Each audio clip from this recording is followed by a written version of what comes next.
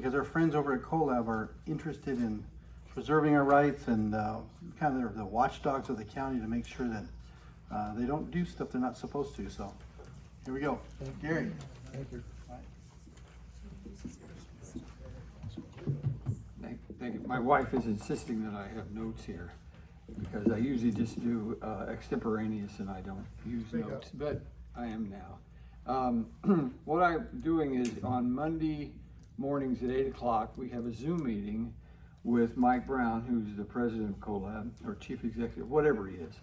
And he is a real expert on county government, city government, state government, U.S. government. And he knows what's going on. He knows how government works. He's been the city manager for several cities around the nation, including Hartford and Arizona and Santa Barbara.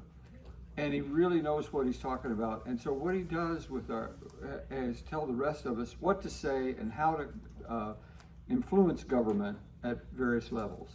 And what's going on and what you can do if you don't like it, how to oppose it, and that sort of thing. If any of you here want to be a part of this, if you give me your email, I'll sign you up, and then you don't have to have Zoom, you can just call in. I'll give you a phone number and you can call in and listen and comment and whatever.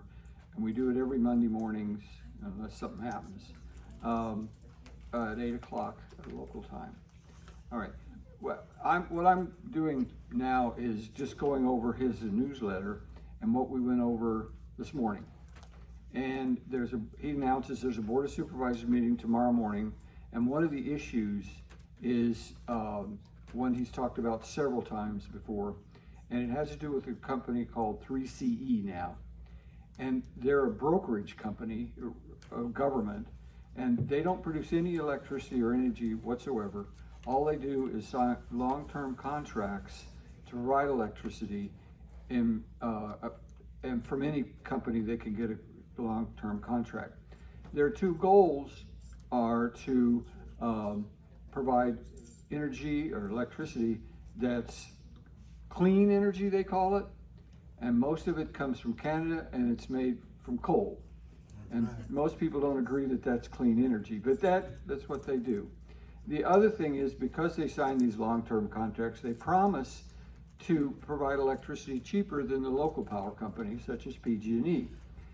Well, one of the things that's happened that Mike told us about several weeks ago was last summer when we almost had a blackout, the PUC, which doesn't control their prices, by the way, they get to set their own prices, but it does control what their reserves could be. And they told all the power companies in the state that they have to have something like a 30% reserve. Well, PG&E doesn't have a problem with that, but 3CE with their long-term contracts did have a problem. So what they've had to do is go out in the market and buy short-term contracts, which means now their prices are competitive. So there's no advantage for that.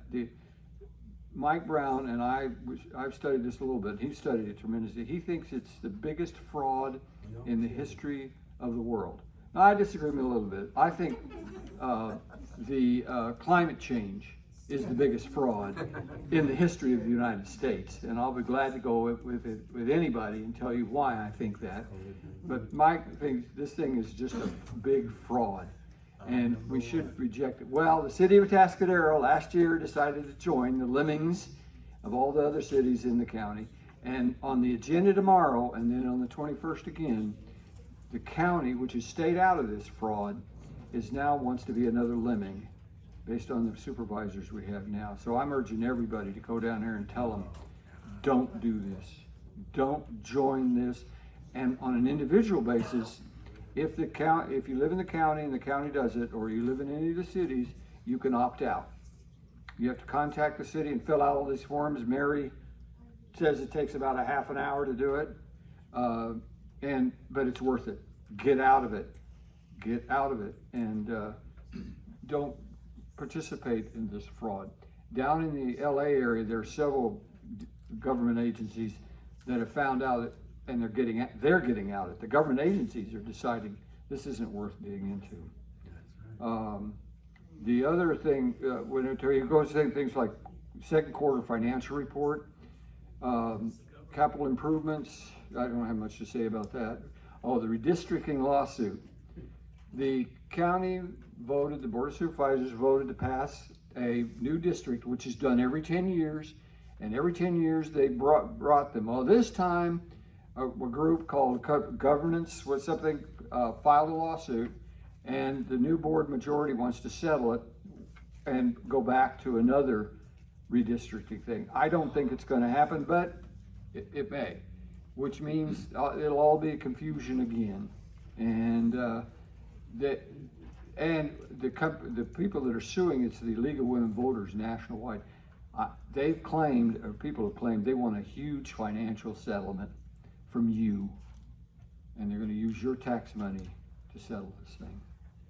Okay, the IWMA, which stands for Integrated Waste Management Authority, our wonderful supervisor found out that they're a fraud too. Not as big a fraud as the 3CE, but they were a fraud. They were poorly run, and they were passing like the laws that they don't have any business doing, or don't even have the authority to do, such as the plastic bag ban and other things. Well, the county decided it hurt work to get out of it. The new board is now considering getting back in. They want to go back into this terrible organization, and we're going to have bans. The Laguna Niguel just passed an ordinance this week or last week banning balloons. Okay, and this organization will probably do the same. So forget your next birthday party for your kids. You won't have any balloons there. Okay.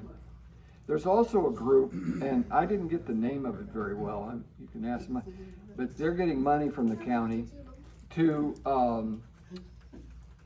cover this program. It's a program. It's not a single proprietor, and he's getting a contract for several $1 million. And his goal, this organization, is to go to the schools, especially elementary schools, and convince the students there that recycling is a good thing. And it's propaganda, and you're going to spend your tax money, and they want the kids to go home and tell their parents to support politicians who support recycling. I taught science for 37 years. Recycling doesn't work. It damages the environment, and it wastes resources. Now, it damages the environment because the environmentalists say because everything damages the environment that humans do. So recycling damages the environment. It wastes resources because without tax subsidies, there is no recycling because they can't make it in the marketplace. They're producing things that people don't want and don't want to pay for. And also, on that regard, there's no shortage of places for landfills on this earth. They take a minuscule part of the land. We have plenty of room for landfills, and from an anthropological point of view, the landfills are the best place to find out what civilizations many thousands of years ago were like, because you dig through their landfill. So they're worth having. And there's plenty of room for landfills. And you shouldn't recycle.